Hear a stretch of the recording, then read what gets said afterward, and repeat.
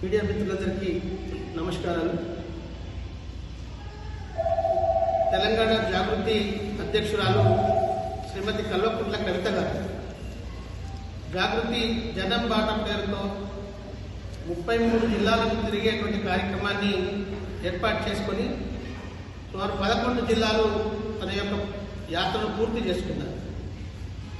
మరి ఈ యాత్ర సందర్భంగా ప్రజల నుంచి వస్తున్నటువంటి ఆరోపణలు, ప్రజల నుంచి వస్తున్నటువంటి విన్నపాలు, ప్రజలు వెలిపిస్తున్నటువంటి బాధలు, వాటన్నిటినీ ఎక్కడికక్కడ స్వీకరించి వాటి పరిష్కారం కోసం అక్కడ చేసినటువంటి నిర్వాహకుల యొక్క లోపాలను ఎదుర్కొంటూ మరి మీడియా ద్వారా ప్రజలను చెప్తున్నటువంటి సందర్భంలో మరి వాళ్ళ బీఆర్ఎస్ పార్టీకి చెందినటువంటి మాజీ మంత్రులు, ఎమ్మెల్యే కవితక్క గారు చెప్తున్నటువంటి విషయాన్ని బయట పెడితే వాళ్లకు మింగుడు పట్టకుండా కవితమ్మ గారిని తిరిగి ఆరోపణలు చేసేటువంటి పద్ధతిని, ఆనవాయితీని కొనసాగిస్తూ ఉంటారు.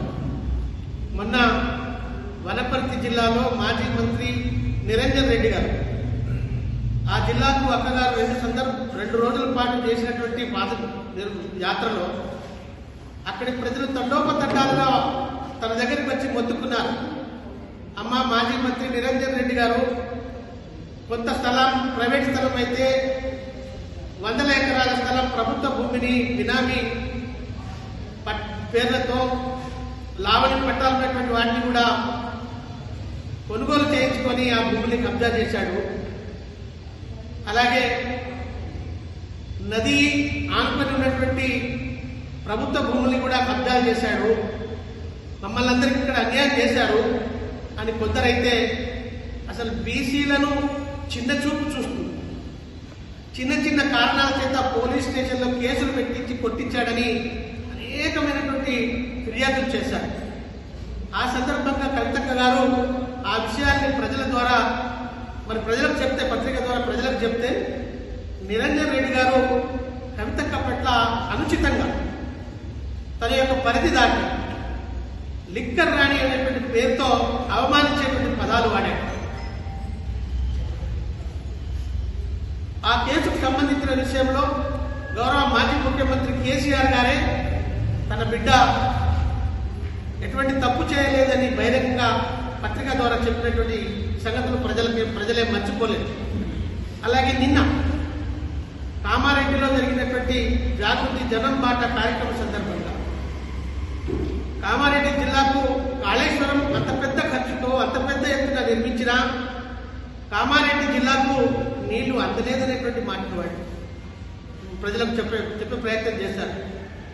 దాన్ని కూడా ఓర్చుకోలేక, భరించలేక ఆ జిల్లా మంత్రి అయినటువంటి మాజీ మంత్రి అయినటువంటి ప్రశాంత్ రెడ్డి, అలాగే నిజామాబాద్ జిల్లా అధ్యక్షుడైనటువంటి మాజీ ఎమ్మెల్యే జీవన్ రెడ్డి ఆ మాటల్ని వక్రీకరిస్తూ కవితక్క యొక్క మాటల్ని తప్పు అనే పద్ధతుల్లో ప్రజలకు ప్రచారం చేసేటువంటి ప్రయత్నం చేస్తున్నారు. మరి ఈ విధంగా బీఆర్ఎస్ మంత్రులు, ఎమ్మెల్యే వాళ్ళ గతంలో చేసినటువంటి తప్పుల కారణంగానే తిరిగి ప్రభుత్వం మనం ఏర్పాటు చేయలేకపోయినాం.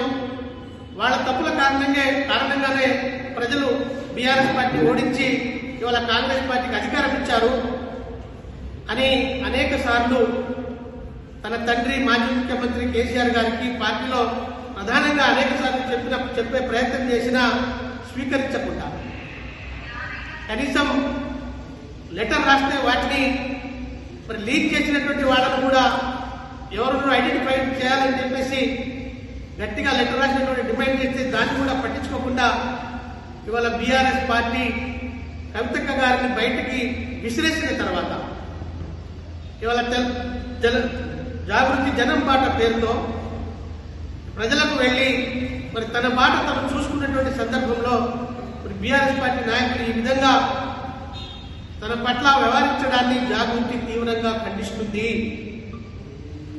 జాగృతి తీవ్రంగా ఖండించడానికి అనేక ఉదాహరణలు, కారణాలు ఉన్నాయి. ఇవాళ 9.5 సంవత్సరాల కాలం పాటు తను మాజీ సీఎం కూతురైనప్పటికీ ఇవాళ సిద్దిపేట నియోజకవర్గానికి సుమారు 5,000 కోట్ల రూపాయలు అభివృద్ధికి ఆనాడు ప్రభుత్వం ఖర్చు పెట్టిన పరిస్థితి ఉన్నది. అలాగే గజ్వేల్ నియోజకవర్గంలో కూడా 3,000 కోట్ల పైచిక్కు ప్రజలకు నిధులతో అభివృద్ధి చేశారు. సిరిసిల్లలో కూడా 3,000 పై కోట్ల చిలుకు నిధుల్ని ఖర్చు పెట్టారు. కానీ నిజామాబాద్కు తను ఎన్ని ప్రయత్నాలు చేసినా, ఎన్ని రకాల ఒత్తిడి చేసినా కనీసం నిజాం షుగర్ ఫ్యాక్టరీ తెరవడానికి కూడా సహకరించినటువంటి పరిస్థితి. అదేవిధంగా తన ప్రయత్నంలో కలిసి రావాల్సినటువంటి ఈ ప్రశాంత్ రెడ్డి, మాజీ మంత్రులు, ఎమ్మెల్యే, అలాగే జీవన్ రెడ్డి, బోధన్ ఎమ్మెల్యే లాంటి ఆ ప్రాంతం ఎమ్మెల్యేలందరూ కూడా అనేక రకాలుగా అడ్డుకొని ఆమెకు తగినటువంటి స్థానం, గౌరవ స్థానం లేకుండా చేసినటువంటి పరిస్థితుల్లోనే అక్కగారు బయటకు వచ్చి ఇవాళ ప్రజలలో తన యొక్క మార్గాన్ని, బాటను ఎంచుకొని ఇవాళ సామాజిక భౌగోళిక తెలంగాణను సాధించుకున్నాం. సామాజిక తెలంగాణ సాధించుకోలేకపోయాం. సామాజిక తెలంగాణ సాధన లక్ష్యంగా ఇలా జాగృతి జనం బాట పేరుతో ప్రజలలోకి వెళ్తున్నటువంటి సందర్భంలో, మరోవైపు మరి వాళ్ళ పార్టీలోనే ఉన్నటువంటి సందర్భంలో తెలంగాణలో ఉన్నటువంటి బీసీ సమాజానికి న్యాయం జరగడం లేదు. ఏదో రాజ్యాంగబద్ధంగా ఎస్సీలకు, ఎస్టీలకు రక్షణ చట్టాలు ఉండడం వల్ల కొంత మేలు జరుగుతున్నప్పటికీ మరి బీసీ సమాజానికి ఎటువంటి రక్షణ లేదు. అటు సమైక్య ఆంధ్రప్రదేశ్లోనూ, ఇటు తెలంగాణ ప్రత్యేక రాష్ట్రంలోనూ తగినటువంటి మేలు జరగడం లేదు. సుమారు వాళ్ళు 50% పైచిలుకు ఉంటే 23% కంటే ఎక్కువ రిజర్వేషన్ కలగడం లేదు. వాళ్లకు న్యాయం జరగాలని పార్టీలో ఉన్నప్పుడే అక్కగారు ప్రయత్నం చేశారు బీసీల న్యాయం కోసం. కానీ పార్టీలో ఎన్నడూ కూడా ఎవరు కూడా తనకు సహకరించినటువంటి పరిస్థితి లేదు. ఇందులో బీఆర్ఎస్ పార్టీలో ఉన్నటువంటి బీసీ నాయకత్వం కూడా కవితమ్మ గారికి సహకరించినటువంటి పరిస్థితి లేదు. అయినప్పటికీ బీసీల మేలు కోసం కంకణం కట్టుకున్నది పార్టీలో ఉన్న, బయటికి వెళ్ళినా ఇవాళ బీసీల న్యాయం కోసం పోరాడుతున్నది. 2023లో కాంగ్రెస్ పార్టీ ఎన్నికల సందర్భంగా ఇచ్చినటువంటి హామీలో భాగంగా కామారెడ్డి డిక్లరేషన్ పేరుతో మరి వాళ్ళు 42% అమలు చేస్తామని హామీ ఇచ్చారు. హామీ ఇచ్చినటువంటి కాంగ్రెస్ అమలు కోసం తూతూ మంత్రంగా ప్రయత్నం చేస్తుందే తప్ప నిజంగా వాటి అమలు కోసం ఎటువంటి కృషి చేయడం లేదు. అదేవిధంగా కేంద్రంలో అధికారంలో ఉన్నటువంటి బీజేపీ, ఈ తెలంగాణ ప్రజలు 8 మంది ఎంపీలను ఇచ్చినటువంటి ప్రజలకు ఏమాత్రం బీసీలకు న్యాయం చేయాలనేటువంటి ప్రయత్నం కూడా బీజేపీ పార్టీ నుంచి జరగడం లేదు. అందుకే ఇవాళ ఇటు కాంగ్రెస్ ప్రభుత్వం యొక్క బీసీ వ్యతిరేక వైఖరిని, అటు బీజేపీ ప్రభుత్వం యొక్క బీసీ వ్యతిరేక వైఖరిని మరి నిరసిస్తూ అనేక కార్యక్రమాలు చేస్తూ ఉంది. నిన్న రైలు రోకో కూడా చేసింది. ఈ ద్వారా కేంద్ర రాష్ట్ర ప్రభుత్వాల యొక్క బీసీ వ్యతిరేక విధానాలను ఎండగొడతా ఉన్నది. అటువంటి ప్రయత్నంలో సహకరించవలసినటువంటి ఈ బీఆర్ఎస్ పార్టీ, ప్రతిపక్ష పార్టీ, దానికి సహకరించకపోగా పోరాడుతున్నటువంటి కవితమ్మ మీద వాళ్ళకు నోటికి వచ్చినట్టు మాట్లాడుతూ ఉన్నారు. మేము ఈ జాగృతి పక్షాన బీఆర్ఎస్ పార్టీ యావత్ నాయకత్వానికి హెచ్చరిస్తూ ఉన్నాం. భవిష్యత్తులో మాజీ ఎమ్మెల్యేలో, మాజీ మంత్రులు మరెవరైనా ఇలాంటి అవకతవకలకు మాట్లాడి చులకబారు రకాలను మాట్లాడితే తీవ్ర పరిణామాలు ఉంటాయని ఈ సందర్భంగా హెచ్చరిస్తున్నాం. మీడియా మిత్రులకు నమస్కారం. తెలంగాణ జాగృతి ఉద్యమాభినందనలు తెలియజేస్తూ, పిల్లి కళ్ళు మూసుకొని పాలు తాగితే నన్ను ఎవరు కనిపెట్టలేరని అనుకున్నట్టుగా వేముల ప్రశాంత్ రెడ్డి గారు, మాజీ మంత్రివర్యులు ఎవరైతే ఉన్నారో వారు చేసినటువంటి అవినీతి భాగవతాలు అనేటువంటి ఎవరికి కూడా తెలియదని చెప్పేసి ఈరోజు భావిస్తూ కవితక్క గారి పైన కానీ విస్తృతంగా ఈరోజు మాట్లాడడం జరుగుతూ ఉంది. జనం బాట పైన అనేక రకాలైనటువంటి వ్యక్తులు, పాత సంబంధించినటువంటి మాజీ మంత్రులు వీళ్ళందరూ కూడా మాట్లాడుతున్నప్పటికీ కూడా ప్రశాంత్ రెడ్డి ఒక ఉమ్మడి నిజామాబాద్ సంబంధించినటువంటి ప్రాంతానికి చెందినటువంటి వ్యక్తిగా నీ యొక్క రాజకీయ అరగ్రేటంలో కూడా కవితక్క పాత్ర ఉందనేటువంటిది కూడా మర్చిపోయి ఇలా మాట్లాడుతున్నావు. బాల్కొండ నియోజకవర్గంలో 2014 సంవత్సరంలో నేను బాల్కొండ నియోజకవర్గానికి ఇన్ఛార్జ్గా రావడం జరిగింది.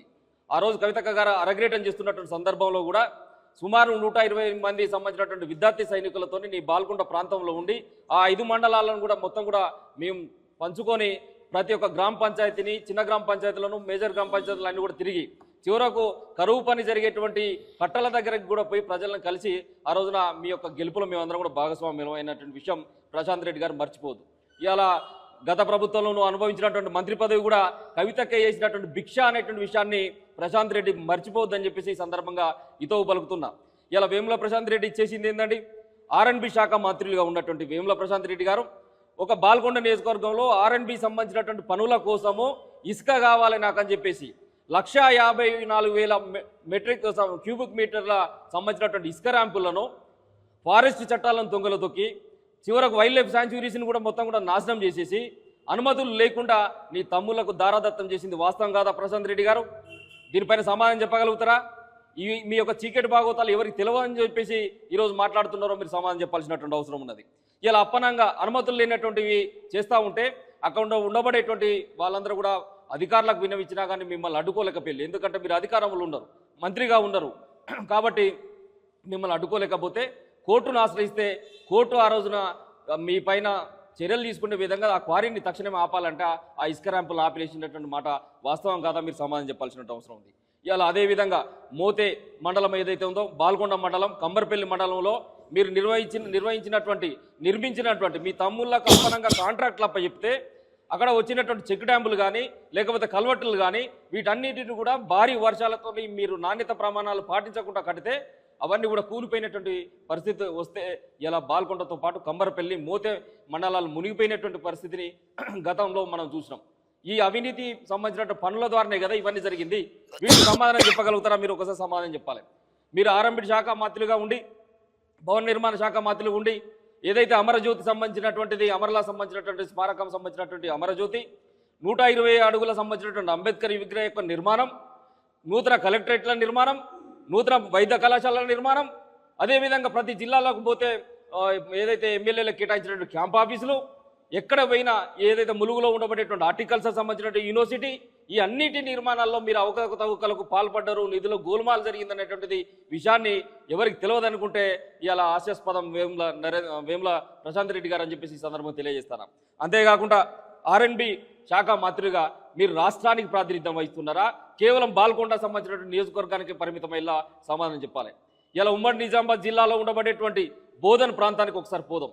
బోధన్ ప్రాంతం పోతే బోధన్ ప్రాంతం ఎంత దయనీయమైనటువంటి స్థితిలో ఉన్నది. నిజామాబాద్ జిల్లాలో ఉండబడే నిజామాబాద్ రూరల్ సంబంధించినటువంటి కాన్స్టిట్యున్సీలు ఏ విధంగా ఉన్నాయి, ఇలా బాల్కొండ ప్రాంతానికి పోతే బాల్కొండను ఏ విధంగా అభివృద్ధి చేసుకున్నావు అంటే ఈ రాష్ట్ర ప్రభుత్వం సంబంధించిన నిధులు అనేటువంటి కేవలం బాల్కొండ ప్రాంతానికి సొంతం అన్నట్టుగా అక్రమ మార్గంలో నిధులు సమకూర్చుకొని ఈ రాష్ట్ర మంత్రి నేను అనేటువంటి విషయాన్ని కూడా ఈరోజు మర్చిపోయి నువ్వు మాట్లాడుతున్నావు అన్నటువంటి విషయాన్ని ఈ సందర్భంగా నేను ప్రశాంత్ రెడ్డి గారికి తెలియజేస్తా ఉన్నా. మీ యొక్క అవినీతి భాగవతాలు అనేటువంటిది మాకు తెలియదు అనుకోకండి. వేల కొద్ది చిట్టా మా దగ్గర ఉన్నది. ఈ చిట్టాను పట్టుకొని మీరు నిర్మించినటువంటి అంబేద్కర్ సంబంధించినటువంటి 120 అడుగుల విగ్రహం దగ్గరికి చర్చకు రావడానికి తెలంగాణ జాగృతి సిద్ధంగా ఉన్నది. నువ్వు రావడానికి సిద్ధంగా ఉన్నావా అని చెప్పేసి ఈ సందర్భంగా వేముల ప్రశాంత్ రెడ్డి గారికి సవాల్ విసురుతున్నాం. అదేవిధంగా సబ్జెక్ట్ ఉండదు, ఒక ఆబ్జెక్ట్ ఉన్నటువంటి నాయకుడు ఆర్మూర్ సంబంధించినటువంటి నాయకుడు జీవన్ రెడ్డి గారు. జీవన్ రెడ్డి గారు కూడా ఇదే కోవాల కవితక్క గారి పైన అనేక రకాలైనటువంటి ఆరోపణలు చేస్తూ అంతర్గతంగా అంటే బహిర్గతంగా మేము సుధపూసలం అనేటువంటి విధంగానే కనిపిస్తున్నప్పటికీ అంతర్గత రాజకీయాలు చేస్తున్నారు. మీరు కవిత గారి గతంలో మాట్లాడినట్టు వీడియోలు అనేట్టు కూడా సోషల్ మీడియాలో ట్రోల్ చేస్తున్నది మీరు అనేటువంటి విషయం కూడా మాకు తెలుసు. ఇలా జీవన్ రెడ్డి గారు మీరు ఫహీం ఖురేషి అనేటువంటి ఒక కాంగ్రెస్ సంబంధించినటువంటి నాయకులు మైనార్టీ రెసిడెన్షియల్ సంబంధించినటువంటి వెల్ఫేర్ సొసైటీకి వైస్ చైర్మన్గా ఉండబడేటువంటి నాయకునికి వందల కొద్ది ఫోన్లు చేస్తుంటే స్వయంగా ఫహీం ఖురేషి గారే బయటకు వచ్చి ఏంది ఈ బుడ్డర్ ఖాన్ గారు నాకు ఇన్ని కాల్స్ చేస్తూ ఉన్నాడు అని చెప్పేసి బయటకు వచ్చి మీడియా ముఖంగా మాట్లాడినటువంటి అంశము ఇలా మీ మొత్తం కూడా బాహ్య ప్రపంచం అంతా చూసింది. అంటే కాంగ్రెస్లో చేరడం కోసం తాతపడుతూ నీ యొక్క అవినీతి భాగవతాలను మొత్తం కూడా కప్పిపుచ్చుకోవడానికి ఇలా కాంగ్రెస్లో చేరడం కోసం నువ్వు లోపాయికార ఒప్పందాలు కుదుర్చుకోవడం కోసం ఫహీం ఖురేషికి ఫోన్ చేస్తున్నావా? ఎందుకు ఫోన్ చేస్తున్నావో ఇలా ప్రజలకు సమాధానం చెప్పాలి, ఆర్మూరు ప్రజలకు సమాధానం చెప్పాలి అని చెప్పేసి ఇలా జీవన్ రెడ్డిని హెచ్చరిక జారీ చేయడం జరుగుతుంది. అదేవిధంగా అధికారం పోగానే ఇదే ప్రశాంత్ రెడ్డి గారు ఒక దత్తపుత్రుని వలె కేసీఆర్కి వ్యవహరించినటువంటి తీరు మనం చూసినాం. అట్లాంటి బాల్కొండ ప్రశాంత్ రెడ్డి గారు అధికారం పోగానే కేసీఆర్ను వదిలిపెట్టి ఇలా అమెరికాకు పారిపోయినటువంటి గనుడు ప్రశాంత్ రెడ్డి గారు కదా. కేసీఆర్ గారికి అందుబాటులో లేకుండా 15 రోజులు నువ్వు అమెరికాలో ఉండి కాంగ్రెస్తో రాయబారం నడిపించేసి పార్టీలకు పోయేటువంటి పరిస్థితులు నువ్వు క్రియేట్ చేసుకొని కేసీఆర్ గారికి కాంగ్రెస్లో పోతాను కూడా చెప్పంపినావు. కానీ కొంతమంది నాయకులు నికార్సుగా ఉన్నటువంటి కాంగ్రెస్ నాయకులు నువ్వు వస్తే అక్కడ పార్టీని కూడా వాళ్ళ పార్టీని కూడా భ్రష్టు పట్టిస్తావు అని చెప్పేసి వాళ్ళు అడ్డుకోవడం, కాంగ్రెస్ గేట్లు నీకు తెరవకపోవడం ద్వారా నువ్వు కాంగ్రెస్లో పోలేదు తప్పితే అనివార్య పరిస్థితుల్లో ఇలా బీఆర్ఎస్లో కొనసాగుతుందో తప్పితే ఇంకోటి కాదనేటువంటి విషయాన్ని కూడా గ్రహించాలి.